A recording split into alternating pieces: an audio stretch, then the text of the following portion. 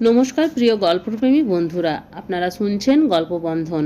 আজ আমি আপনাদের শোনাতে চলেছি এক অপূর্ব রূপকথার গল্প, যেখানে নীরবতার সঙ্গে লড়াই করে জয় পেয়েছে বুদ্ধি, আর অহংকার ভেঙে জন্ম নিয়েছে ভালোবাসা। আজকের গল্পের নাম বুদ্ধির জয়। তাহলে চোখ বন্ধ করুন, মন খুলে শুনুন। শুরু হোক আজকের গল্প। একদিন রাজকুমার দেবরাজ শিকার করে ক্ষুধার্ত ও পিপাসার্ত অবস্থায় রাজমহলে ফিরলেন। তিনি উঠোনে পা রেখেই থমকে গেলেন। চারিদিকে অগোছালো অবস্থা। ছোট ছোট রাজকুমাররা কেউ এখানে ওখানে নোংরা করছে, কারো নাক দিয়ে সর্দি পড়ছে। রাজমহলের উঠোন যেন পশুশালায় পরিণত হয়েছে। বিচলিত রাজকুমার তার বৌদিকে ডেকে বললেন, বৌদি, এ কেমন অবস্থা? এটা কি রাজবাড়ি না পশুর খোয়ার? এই অবস্থায় এখানে বসে কি করে খাবো? বৌদি ঠাট্টা সুরে কিন্তু তীক্ষ্ণ কথায় উত্তর দিলেন, দেখবো তো তুমি কত বড় সর্বগুণ সম্পন্ন রাজকুমারী দেবশ্রীকে বিয়ে করে আনতে পারো। এই কথা রাজকুমারের বুকে তীরের মতো বিঁধল। তিনি দৃঢ় কণ্ঠে বললেন, ঠিক আছে, আমি সেই সর্বগুণ সম্পন্ন রাজকুমারী দেবশ্রীকেই বিয়ে করে আনবো। এই বলে তিনি খাবার না খেয়েই রাগে ক্ষোভে রাজবাড়ি ছেড়ে বেরিয়ে পড়লেন। রাজকুমার জানতেন রাজকুমারী দেবশ্রীর কথা। তিনি ছিলেন অপ্সরার মতো সুন্দরী, জ্ঞানী ও গুণে পরিপূর্ণ।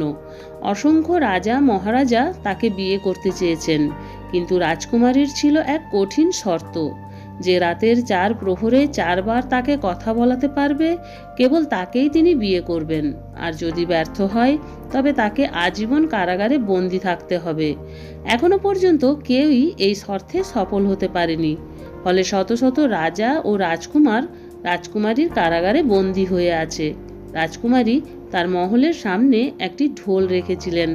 কেউ যদি তাকে বিয়ে করতে চায় তবে সেই ঢোল বাজিয়ে নিজের আগমনের ঘোষণা দিতে হবে। রাজকুমার পথে চলতে চলতেই একটি পরিকল্পনা করলেন। তার সঙ্গে ছিল 4 জন অদৃশ্য সৈনিক, যারা তার প্রতিটি আদেশ অক্ষরে অক্ষরে পালন করত। সন্ধ্যার আগেই তারা রাজমহলে পৌঁছে গেলেন। নিয়ম মতো রাজকুমার ঢোল বাজালেন। ঢোলের শব্দ শুনে রাজকুমারী সেবকদের আদেশ দিলেন, যিনি ঢোল বাজিয়েছেন তাকে সম্মানের সঙ্গে অতিথিশালায় নিয়ে গিয়ে যথাযথ আপ্যায়ন করো। প্রথম প্রহর শুরু হওয়ার আগে রাজকুমারী সেজে গুজে নিজের পালঙ্কে বসলেন এবং রাজকুমারকে ডেকে পাঠালেন। রাজকুমার কক্ষে ঢুকেই নিঃশব্দে তার 4 অদৃশ্য সৈনিককে নির্দেশ দিলেন, তোমরা 4 জন আলাদা আলাদা জায়গায় গিয়ে দাঁড়াও। সেই মতো একজন গেল রাজকুমারীর পালঙ্কের পাশে, একজন গেল জলের কলসির কাছে, তৃতীয় জন গেল জানালার ধারে, চতুর্থ জন গেল রাজকুমারীর গলার হারের কাছে, আর রাজকুমার নিজে বসলেন রাজকুমারীর সামনে একটি চেয়ারে। তিনি নানা কথা বলার চেষ্টা করলেন, কিন্তু রাজকুমারী পাথরের মূর্তির মতো নিশ্চুপ। তখন রাজকুমার হঠাৎ পালঙ্কের দিকে তাকিয়ে বললেন, ওহে পালঙ্ক, রাজকুমারী তো কিছুই বলছে না। এত বড় রাত কাটবে কিভাবে? তুমিই কিছু বলো। পালঙ্কের পাশে থাকা অদৃশ্য সৈনিক বলে উঠল, আমার এত বুদ্ধি কোথায়? আপনি কিছু বলুন। আপনি কিছু বললে আমি শুধু দিতে পারি। রাজকুমারী অবাক হয়ে পালঙ্কের দিকে তাকালেন, যে আমার পালঙ্ক কথা বলতে পারে? আগে তো জানতাম না। রাজকুমারের অদৃশ্য সৈনিকদের তো রাজকুমারী দেখতে পাচ্ছিল না, তাই তিনি ভাবলেন তার পালঙ্ক কথা বলছে। তিনি চুপ করে থাকলেন। রাজকুমার বলল, শোনো তাহলে। এক দেশে বাস করত এক রাজকুমার ও এক ব্যবসায়ীর ছেলে। দুজনেই ছিল সমবয়সী। ছোটবেলা থেকেই একসাথে বড় হওয়া, একসাথে পড়াশোনা করা, সুখ দুঃখে পরস্পরের ছায়াসঙ্গী। বন্ধুত্ব ছিল এত গভীর যে রাজা ও প্রজার ভেদাভেদ তাদের বন্ধুত্বে কোনো দিন বাধা হয়ে দাঁড়ায়নি। সেই সময়ে রীতি ছিল ছোটবেলাতেই বিয়ে হয়ে যেত। বড় হওয়ার পর একদিন ব্যবসায়ী তার ছেলেকে বলল, এবার আমার বৌমাকে ঘরে আনার সময় হয়েছে, তুমি তোমার শ্বশুরবাড়ি গিয়ে বৌমাকে নিয়ে এসো। ব্যবসায়ীর ছেলে বলল, বাবা, আমি কি আমার বন্ধু রাজকুমারকে সঙ্গে নিয়ে যেতে পারি? ব্যবসায়ী একটু চিন্তিত হয়ে বললেন, রাজকুমার যদি সেখানে যথোচিত সম্মান না পায় তবে সে অপমানিত হবে। তবুও ছেলের অনুরোধে শেষ পর্যন্ত তিনি রাজি হলেন। দুজন বন্ধু একসাথে নববধূকে আনতে রওনা দিল। পথে যেতে যেতে ব্যবসায়ীর ছেলের মনে নানা আশঙ্কা ঘুরপাক খেতে লাগলো। সত্যিই যদি রাজকুমারের সম্মান না হয়? হঠাৎ তারা পথে এক কালী মন্দির দেখতে পেল। ব্যবসায়ীর ছেলে মন্দিরে ঢুকে গভীর ভক্তিতে প্রার্থনা করল, মা কালী, আমার বন্ধুর যেন কোনো অপমান না হয়, আমরা যেন সম্মানের সাথেই ফিরে আসতে পারি। প্রতিদানে আমি ফিরে এসে তোমার কাছে আমার মাথা বলি দেব। এরপর তারা শ্বশুরবাড়িতে পৌঁছালো। সেখানে নববধূর বাবা দুজনকেই রাজকীয় সম্মান দিলেন, এমন সেবা ও আপ্যায়ন করলেন যে তারা 15 দিন পর্যন্ত সেখানেই থেকে গেল। 15 দিন পর নববধূকে বিদায় দেওয়া হলো। ফেরার পথে তারা আবার সেই কালী মন্দিরের সামনে এলো। প্রতিজ্ঞা ভুলে যায়নি ব্যবসায়ীর ছেলে। সে রাজকুমার ও নববধূকে বাইরে অপেক্ষা করতে বলে মন্দিরে ঢুকে পড়ল এবং মায়ের পায়ে মাথা রেখে নিজের প্রাণ বলি দিল। অনেকক্ষণ কেটে গেল, কিন্তু সে আর ফিরে এলো না। উদ্বিগ্ন হয়ে রাজকুমার মন্দিরে ঢুকে যা দেখল তাতে সে হতভম্ব হয়ে গেল। প্রিয় বন্ধুর নিথর দেহ দেখে সে ভাবল, আমার জন্যই সে প্রাণ দিল, আমি একা বাঁচব কিভাবে? কোনো দ্বিধা না করে সেও কালী মায়ের কাছে নিজের মাথা বলি দিল। বাইরে অপেক্ষা করতে করতে নতুন বউ উদ্বিগ্ন হয়ে পড়ল। শেষ পর্যন্ত সে নিজেই মন্দিরে ঢুকে পড়ল। ভেতরের দৃশ্য দেখে কান্নায় ভেঙে পড়ল। সে কালী মায়ের পায়ে লুটিয়ে পড়ে বলল, মা, এখন আমি কি করব? কোথায় যাব? সবাই আমাকেই দোষ দেবে। ওরা দুজন তোমার জন্য প্রাণ দিল, আর আমি একা বাঁচব? এই বলে সেও খড়গ তুলে নিল, মাথা বলি দিতে উদ্যত হলো। ঠিক তখনই কালীমা আবির্ভূত হয়ে তার হাত ধরে বললেন, থামো মা, তোমার পরীক্ষা এখানেই শেষ নয়। নতুন বউ বলল, মা, ওরা দুজন নিজেকে বলি দিল, তুমি কিচ্ছু বললে না, আর আমাকে কেন বাধা দিচ্ছ? মা কালী বললেন, তুমি ওদের দুজনের মাথা দুটি দেহের সাথে জুড়ে দাও, আমি আবার প্রাণ ফিরিয়ে দেব। কান্নায় ও ভয়ে কাঁপতে কাঁপতে নতুন বউ তাই করল। কিন্তু তাড়াহুড়োয় এক ভয়ঙ্কর ভুল হয়ে গেল। সে রাজকুমারের মাথা ব্যবসায়ীর ছেলের দেহে এবং ব্যবসায়ীর ছেলের মাথা রাজকুমারের দেহে জুড়ে দিল। কালীমা দুজনকেই জীবিত করে তুললেন। কিন্তু এবার হলো আসল প্রশ্ন, বলো পালঙ্ক, নতুন বউ কাকে স্বামী হিসেবে মানবে?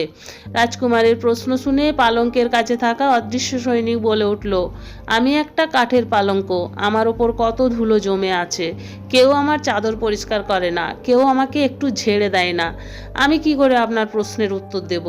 এই কথা শুনেই রাজকুমারী দেবশ্রী রেগে চিৎকার করে উঠলেন, ওরে পালঙ্ক, তুই তো কোনোদিন আমার সাথে কথা বলিস না, আর প্রতিদিন তোর চাদর বদলানো হয়, প্রতিদিন তোর ধুলো ময়লা পরিষ্কার করা হয়, তবুও তুই একজন অপরিচিত মানুষের কাছে আমার বদনাম করছিস?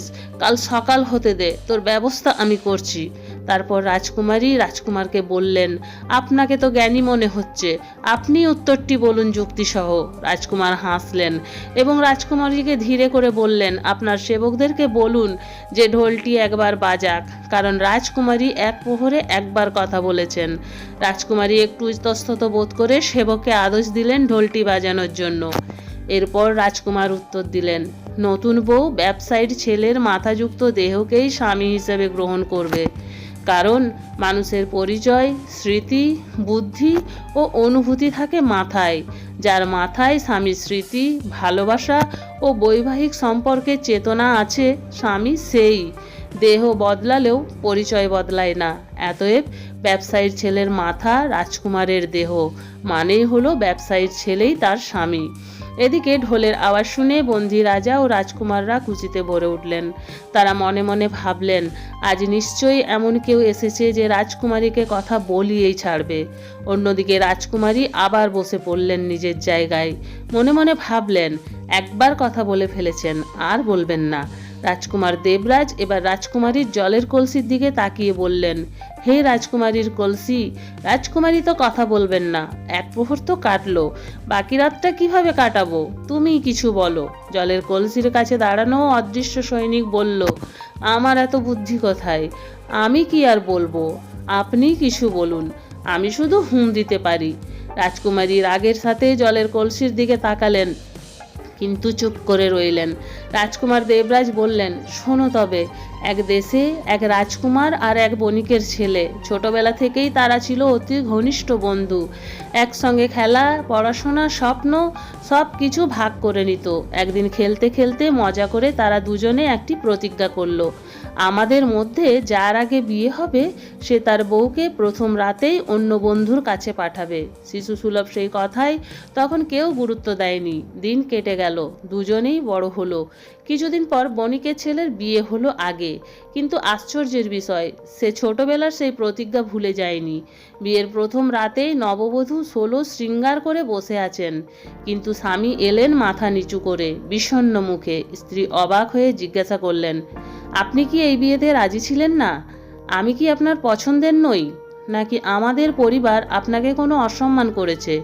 বণিকের ছেলে বলল, না, তেমন কিচ্ছুই নয়, কিন্তু আমি একদিকে তোমাকে রক্ষা করার প্রতিজ্ঞা করেছি আর অন্যদিকে বন্ধুকে দেওয়া শৈশবের প্রতিজ্ঞা ভাঙতে পারছি না।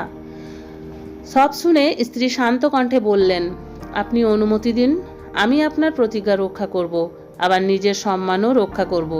অনুমতি পেয়ে বণিকের স্ত্রী সমস্ত অলংকার পরে একাই রাজমহলের দিকে রওনা দিলেন। পথে কিছু চোর তাকে ঘিরে ধরে অলংকার চাইলে তিনি বললেন, আমি একটি অত্যন্ত গুরুত্বপূর্ণ কাজে যাচ্ছি, ফিরে এসে সব অলংকার তোমাদের দিয়ে যাব। তার দৃঢ়তা দেখে চোরেরা অপেক্ষা করতে রাজি হলো। রাজমহলে গিয়ে তিনি দেখলেন রাজকুমার গভীর ঘুমে আচ্ছন্ন। তিনি রাজকুমারকে জাগিয়ে তুলে সব সত্য খুলে বললেন। সব শুনেই রাজকুমার বিছানা থেকে নেমে হাত জোড় করে বললেন, শৈশবের সেই কথা ছিল নিছক খেলার ছলে বলা।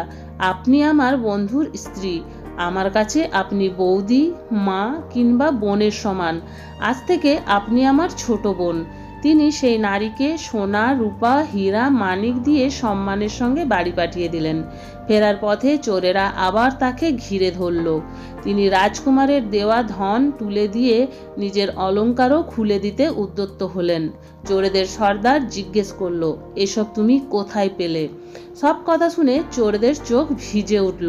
তারা বলল, এমন নারী বিরল, যে স্বামী কথা রাখতে নিজের জীবন বাজি রাখে। আমরাও তোমাকে আমাদের বোন বানাতে চাই। তারা প্রতিজ্ঞা করল যে তারা আর কখনো চুরি করবে না। লুট করা সমস্ত ধন তারা ফিরিয়ে দিয়ে সম্মানের সঙ্গে তাকে বণিকের বাড়ি পৌঁছে দিল। এই পর্যন্ত বলে রাজকুমার কলসির দিকে তাকিয়ে জিজ্ঞাসা করলো, রাজকুমারীর কলসি, বলো কার দান বড়, সেই রাজকুমারের না চোরেদের? প্রশ্ন শুনে কলসির কাছে দাঁড়িয়ে থাকা অদৃশ্য সৈনিক উত্তর দিল, আমি একটি মাটির কলসি। কেউ আমাকে পরিষ্কার করে না, কেউ আমার জলও পরিবর্তন করে না, একদিকে পড়ে থাকি। আমি আপনার প্রশ্নের উত্তর দেব কি করে? এই কথা শুনে রাজকুমারী দেবশ্রী রেগে আগুন। তিনি কলসিকে উদ্দেশ্য করে বলে উঠলেন, এই মিথ্যাবাদী কলসি, আমি প্রতিদিন তোকে পরিষ্কার করাই, প্রতিদিন তোর জল বদলাই, আর তুই বাইরের লোকের কাছে আমার বদনাম করছিস? সকাল হতে দে, তোকে যদি আমি 10 টুকরো না করাই, আমার নাম রাজকুমারী দেবশ্রী নয়। রাজকুমার দেবরাজ হাসলেন। তিনি হাসি মুখে রাজকুমারীকে বললেন, আপনার সেবককে ঢোলটি আরও একবার বাজাতে বলুন, কারণ রাজকুমারী দ্বিতীয় প্রহরেও কথা বলেছেন। রাজকুমারী বুঝতে পারলেন তিনি রাজকুমারের জালে ফেঁসে গেছেন। তাই তিনি সেবককে আদেশ দিলেন ঢোল বাজানোর জন্য, এবং রাজকুমার দেবরাজকে বললেন, আপনি এই প্রশ্নের উত্তর দিন। তখন রাজকুমার বললেন, একজন রাজকুমারের পক্ষে দান ছিল সহজ, কারণ সে জন্মসূত্রে রাজা। ধন সম্পদ তার কাছে নদীর জলের মতো। সোনা রূপা দিয়ে কাউকে সম্মান করা তার জন্য ত্যাগ নয়, এটা তার কর্তব্য। তিনি একটু থেমে আবার বললেন, কিন্তু চোরেদের দান ছিল কঠিন। তারা শুধু ধন দেয়নি, তারা ত্যাগ করেছে তাদের পুরনো পথ, ছেড়ে দিয়েছে পাপ, লোভ আর হিংসা। মানুষের জীবনে সবচেয়ে বড় দান হলো নিজের হৃদয়কে বদলানো। তারপর রাজকুমার দৃঢ় স্বরে বললেন, ধন দেওয়া দান হতে পারে, কিন্তু পাপ ছেড়ে সৎ পথে ফেরা হলো মহাদান। তাই এই কাহিনীতে চোরেদের দানেই রাজকুমারের দানের চেয়ে বড়। এদিকে দ্বিতীয় প্রহরে ঢোলের আওয়াজ শুনে বন্দী রাজারা খুশিতে ভরে উঠলেন। তারা নিজেরা বলাবলি করতে লাগলো, এবার হয়তো তারা মুক্তি পাবে। ভগবান হয়তো তাদের দিকে মুখ তুলে তাকিয়েছেন। অন্যদিকে রাজকুমারী আবার চুপ করে বসে পড়েছেন নিজের জায়গায়। রাজকুমার তার সঙ্গে কথা বলার চেষ্টা করলেন, কিন্তু তিনি চুপ। তাকে চুপ থাকতে দেখে রাজকুমার এবার জানালার দিকে তাকিয়ে বললেন, ওহে রাজকুমারীর জানালা, 2টি প্রহর তো মাত্র কাটলো, বাকি রাতটা কিভাবে কাটাবো? তুমিই কিছু বলো। তখন জানালার কাছে থাকা অদৃশ্য সৈনিক বলে উঠল, রাজকুমার, আমার এত বুদ্ধি কোথায়? আপনিই কিছু বলুন আর আমি দিই। দেবরাজ বলল, শোনো তবে। এক সময় এক গ্রামে এক ঠাকুর পরিবারের ছেলে শঙ্খদ্বীপ আর এক স্বর্ণকার পরিবারের ছেলে অর্ঘ্যদ্বীপ, এই দুজনের মধ্যে খুব গভীর বন্ধুত্ব ছিল। তারা ছোটবেলা থেকেই একসঙ্গে বড় হয়েছে, একসঙ্গে খেলেছে, পড়াশোনা করেছে। সেই সময়ে ছোটবেলাতেই বিয়ে দেওয়ার রীতি ছিল, তাই দুজনেরই বিয়ে ছোট বয়সেই হয়ে যায়। তবে বিয়ের পর তাদের স্ত্রী দুজনেই বাবার বাড়িতে থাকতো। যখন তারা বড় হলো তখন দুজন বন্ধু একসঙ্গে নিজেদের স্ত্রীকে আনতে বেরোলো। স্বর্ণকারের ছেলে অর্ঘ্যদ্বীপ নিজের সঙ্গে একজন নাপিত নিয়ে গেল। অনেক দূর একসঙ্গে যাওয়ার পর তারা এমন এক জায়গায় পৌঁছালো যেখান থেকে দুজনের শ্বশুরবাড়ির পথ আলাদা হয়ে যায়। তখন দুজনে ঠিক করলো যে আগে স্ত্রীকে নিয়ে ফিরে আসবে, সে এখানে দাঁড়িয়ে অন্যজনের জন্য অপেক্ষা করবে। এই কথা বলে তারা পরস্পরের কাছ থেকে বিদায় নিল। অল্প সময়ের মধ্যেই অর্ঘ্যদ্বীপ তার নাপিতকে সঙ্গে নিয়ে শ্বশুরবাড়িতে পৌঁছালো। শ্বশুরবাড়ির লোকেরা দেখলো জামাইয়ের সঙ্গে একজন নাপিত এসেছে। তখন বাড়ির এক বৃদ্ধা মহিলা বললেন, এই নাপিতকে খুব ভালো করে সেবা করো, যাতে সে ফিরে গিয়ে আমাদের বাড়ির ভালো কথা বলে, তাতে আমাদের মেয়ের সম্মান বাড়বে। এই কথা ভেবে শ্বশুরবাড়ির লোকেরা অর্ঘ্যদ্বীপের থেকেও নাপিতকে বেশি আদর যত্ন করতে লাগলো। এটা দেখে অর্ঘ্যদ্বীপের খুব খারাপ লাগলো। তার মনে হলো আমার থেকেও আমার নাপিতকে বেশি গুরুত্ব দিচ্ছে। এই কারণে সে মন থেকে খুব রেগে গেল এবং তাড়াতাড়ি বাড়ি ফিরে যাওয়ার সিদ্ধান্ত নিল। 2-3 দিন আদর আপ্যায়নের পর শ্বশুরবাড়ির লোকেরা ঘোড়ার গাড়িতে করে তাদের মেয়ে মণিমালাকে অর্ঘ্যদ্বীপের সঙ্গে পাঠিয়ে দিল। পথে নাপিত বলল, তোমার শ্বশুরবাড়ির লোকেরা তোমার চেয়েও আমাকে বেশি সেবা করেছে। এই কথা যেন অর্ঘ্যদ্বীপের রাগে ঘি ঢেলে দিল। সে আগেই রেগেছিল, নাপিতের কথা শুনে আরও ক্ষিপ্ত হয়ে উঠল। রাগের মাথায় সে তার নতুন বিয়ে করা স্ত্রী মণিমালা আর নাপিতকে রাস্তার মাঝে ফেলে রেখে একাই বাড়ি ফিরে চলে গেল। মণিমালা বিস্ময়ে হতবাক হয়ে দাঁড়িয়ে রইল। অর্ঘ্যদ্বীপ চলে যাওয়ার পর সুযোগ বুঝে নাপিতও পালিয়ে গেল। একা মণিমালার ওপর যেন দুঃখের পাহাড় ভেঙে পড়ল। তবুও সাহস সঞ্চয় করে মণিমালা ঠিক করল সে নিজেই বাবার বাড়ি ফিরে যাবে। সে ঘোড়ার গাড়ির দিক ঘুরিয়ে নিল, কিন্তু ভাগ্যের ইচ্ছা ছিল অন্যরকম। পথে সে নিজের বাড়ির রাস্তায় ভুলে গেল এবং ঘোড়ার গাড়ি গিয়ে পৌঁছালো এক ভিন্ন নগরে। নগরে ঢুকতেই সে এক ফুলালির বাড়ির সামনে এসে পৌঁছালো। মণিমালা ফুলালিকে কিছু টাকা দিল এবং কয়েকদিন সেখানে থাকার অনুমতি চাইল। ফুলালি রাজি হয়ে গেল। এই ফুলালি প্রতিদিন রাজবাড়িতে ফুলের মালা আর গুলদস্তা দিত। মণিমালাও তার কাজে সাহায্য করতে লাগলো। ফুলালি বাগান থেকে ফুল এনে দিত আর মণিমালা সেগুলো দিয়ে খুব সুন্দর মালা ও গুলদস্তা বানাতো। সেগুলো রাজপ্রাসাদে পাঠানো হতো। একদিন রাজা আদিত্যনারায়ণ লক্ষ্য করলেন ইদানিং ফুলের মালা আর গুলদস্তা খুব সুন্দর হচ্ছে। ফুলালি তো এত সুন্দর কাজ করতে পারে না, কে বানাচ্ছে এগুলো? ফুলালি বলল, মহারাজ, আমার বাড়িতে কয়েকদিন ধরে এক মেয়ে এসেছে, সেই এগুলো বানায়। একথা শুনে রাজা মনে মনে ভাবলেন, যে মেয়ে এত সুন্দর মালা বানায় সে নিজে নিশ্চয়ই খুব সুন্দর। এই ভাবনা থেকে তার মনে লোভ ও বাসনা জাগলো।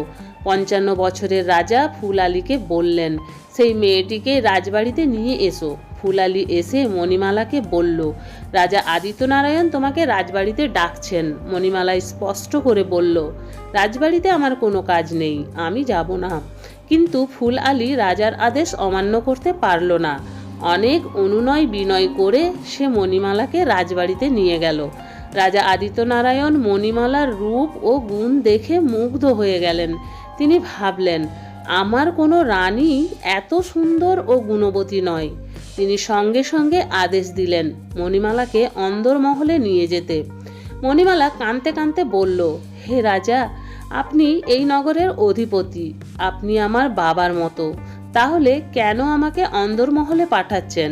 রাজা বললেন, তুমি আমার নগরের নও, তাই আমি তোমার বাবা নই, তোমাকে আমার রানী হয়েই থাকতে হবে।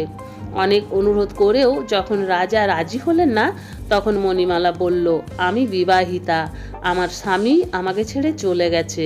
একজন বিবাহিত নারীর সঙ্গে থাকলে আপনারও পাপ হবে। আমাকে 6 মাস সময় দিন। যদি এই সময়ের মধ্যে আমার স্বামী আমাকে নিতে না আসে, তবে আমি নিজেকে কুমারী মনে করে আপনার রাজমহলে আসব। রাজা তার কথা মেনে নিলেন, কিন্তু মণিমালাকে একটি আলাদা মহলে নজরবন্দি করে রাখলেন। মণিমালা প্রতিদিন জানালার দিকে তাকিয়ে থাকত, যদি কখনো তার স্বামী বা বাবার বাড়ির কেউ আসে এই দিকে। ঠাকুরপুত্র শঙ্খদ্বীপ তার স্ত্রী দিশানিকে নিয়ে সেই জায়গায় এসে পৌঁছালো এবং বন্ধুর জন্য অপেক্ষা করতে লাগলো। কিছুক্ষণ পর সে দেখলো অর্ঘ্যদ্বীপ একাই ফিরে এসেছে। সে অবাক হয়ে জিজ্ঞাসা করলো, তোমার স্ত্রী কোথায়? অর্ঘ্যদ্বীপ সব ঘটনা খুলে বলল। সব শুনে শঙ্খদ্বীপ খুব রেগে গেল। সে বলল, অন্যের দোষের শাস্তি তুমি তোমার নির্দোষ স্ত্রীকে দিলে? শ্বশুরবাড়ির লোক যদি নাপিতকে বেশি সেবা করে, তাতে বৌদির দোষ কি? এত ছোট কারণে কেউ কি স্ত্রীকে ফেলে যায়? এখনই আমাদের উচিত তাকে ফিরিয়ে আনা। অর্ঘ্যদ্বীপ নিজের ভুল বুঝে অনুতপ্ত হলো। সে শঙ্খদ্বীপের কথা মেনে নিল। শঙ্খদ্বীপ তার স্ত্রীকে এক গ্রামে রেখে অর্ঘ্যদ্বীপকে সঙ্গে নিয়ে মণিমালাকে খুঁজতে বেরোলো। প্রথমে তারা শ্বশুর বাড়িতে গেল, কিন্তু সেখানে জানতে পারল মণিমালা সেখানে ফিরে আসেনি। তখন তারা আরও খুঁজতে খুঁজতে সেই নগরে পৌঁছালো। মণিমালা জানালা দিয়ে তাদের আসতে দেখে সঙ্গে সঙ্গে নিজের স্বামীকে চিনে ফেলল। সে প্রাসাদের সেবককে দিয়ে তাদের ভেতরে ডেকে আনালো। মহলে ঢুকে শঙ্খদ্বীপ নিজের পরিচয় দিল এবং বলল, বৌদি, আমার বন্ধু খুব বড় ভুল হয়েছে। সে এখন অনুতপ্ত। দয়া করে পুরনো কথা ভুলে আমাদের সঙ্গে বাড়ি চলুন। অর্ঘ্যদ্বীপও ক্ষমা চাইল। তখন মণিমালা সব কথা খুলে বলল এবং জানালো, প্রথমে আমাদের রাজা আদিত্যনারায়ণের অনুমতি নিতে হবে। তারা 3 জন রাজ দরবারে গেল। মণিমালা রাজাকে বলল, মহারাজ, আমার স্বামী আমাকে নিতে এসেছে, এবার আমাদের যাওয়ার অনুমতি দিন। রাজা নিজের কথা রক্ষা করলেন এবং মণিমালাকে স্বামীর সঙ্গে যাওয়ার অনুমতি দিলেন। তারা 3 জন সেখান থেকে বেরিয়ে পড়ল। পথে শঙ্খদ্বীপ তার স্ত্রী দিশানিকেও সঙ্গে নিল। এরপর সবাই নিজের নিজের নগরে ফিরে গিয়ে সুখে শান্তিতে বসবাস করতে লাগলো। এই পুরো গল্প শেষ করে রাজা দেবরাজ জানালার দিকে তাকিয়ে বললেন, তাহলে বলো রাজকুমারীর জানালা, অর্ঘ্যদ্বীপ আর মণিমালার মধ্যে কে বেশি মহান?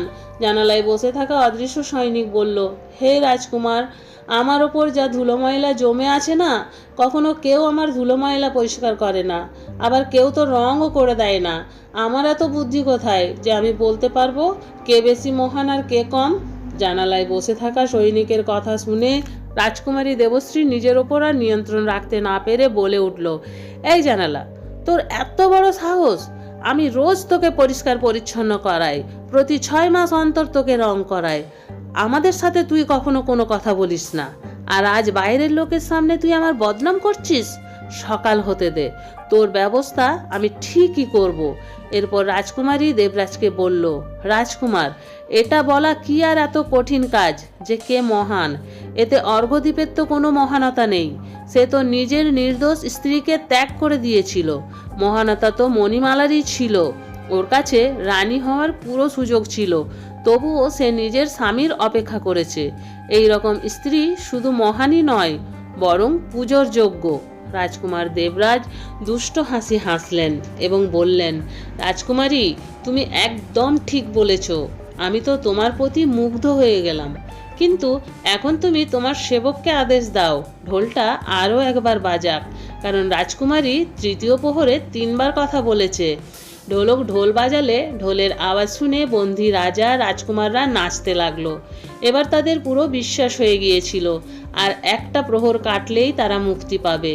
কিন্তু এবার রাজকুমারী পুরো সতর্ক হয়ে বসে পড়ল।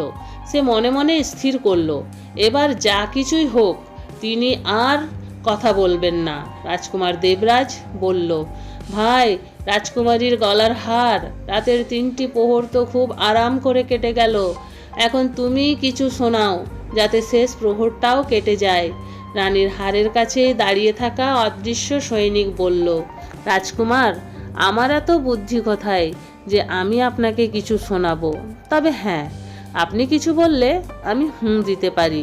রাজকুমার বলল, ঠিক আছে, শোনো তবে।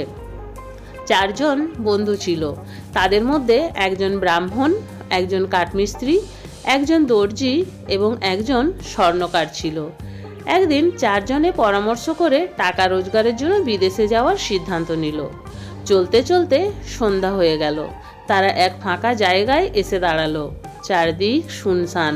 তারা ঠিক করলো রাতটা এখানেই কাটাবে। ঠিক হলো রাতের 4 প্রহরে চারজন পালা করে পাহারা দেবে। প্রথম প্রহরে পাহারা দেবার দায়িত্ব পড়ল কাঠমিস্ত্রির ছেলের ওপর। বাকি 3 জন ঘুমিয়ে পড়ল।